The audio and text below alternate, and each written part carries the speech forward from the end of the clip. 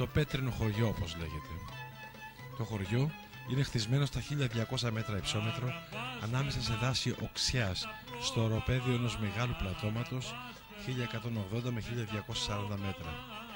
Λίγο πριν από τους πρόποδες του όρους Βόρας ή Καϊμάξαλαν, που είναι στα 2524 μέτρα, και της κορυφής Πιπερίτσα, χαμηλότερα, στην εσχατιά της Ελλάδας, πολύ κοντά στα σύνορα της πρώην Ιουγκοσλαβικής Δημοκρατίας της Μακεδονίας.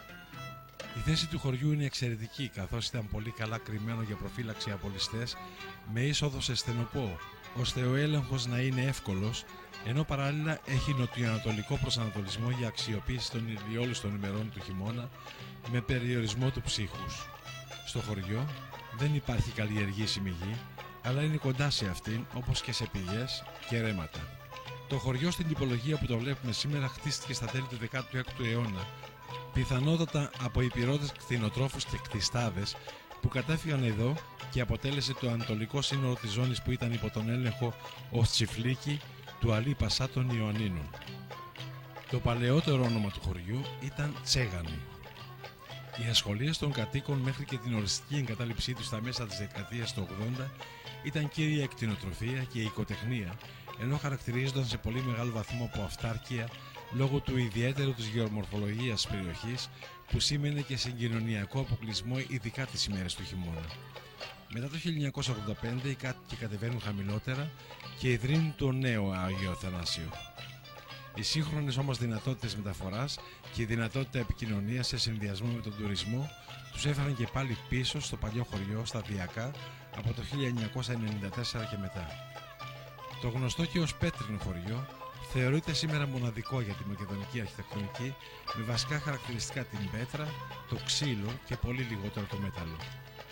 Η τοπική αρχιτεκτονική ακολουθήθηκε από τους ντόπιους κατοίκους σε σημαντικό βαθμό και ενισχύθηκε με σημαντικές επενδύσεις, κυρίως λόγω του χαρακτηρισμού ως παραδοσιακός οικισμός το 1992 και της τουριστικής ανάπτυξης από το 1995, που είναι το έτος έναρξης λειτουργίας του χειροδρομικού κέντρου στο Καϊμάξαλαν.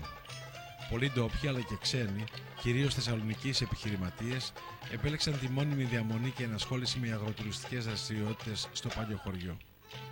Σήμερα αριθμεί περίπου 300 μόνιμους κατοίκους και αναπτύσσεται με βάση τις σύγχρονες επιταγές για υψηλού επίπεδου φιλοξενία, διατροφή σε συνδυασμό με την πλούσια σε τυροκομικά και κρέατα τοπική παραδοσιακή κουζίνα, διασκέδαση σε διάφορα καφέ και εινοπολία και υπαίθριες δραστηριότητες όπως πεζοπορία και υπασία, εκτός των χειμερινών αθλημάτων στο συγκρότημα του Καϊμάξαλαν. Σήμερα οι κάτοικοι του Αγίου Αθανασίου, του πέτρινου χωριού όπως λέγεται, κοιτούν περήφανα το χωριό τους, που αν και έχει αλλάξει δραστηριότητες, εν τούτης παραμένει ένας τόπος ανοιχτός και φιλόξενος όλες τις εποχές του χρόνου, δίπλα στη φύση και τις αναλλαγές της.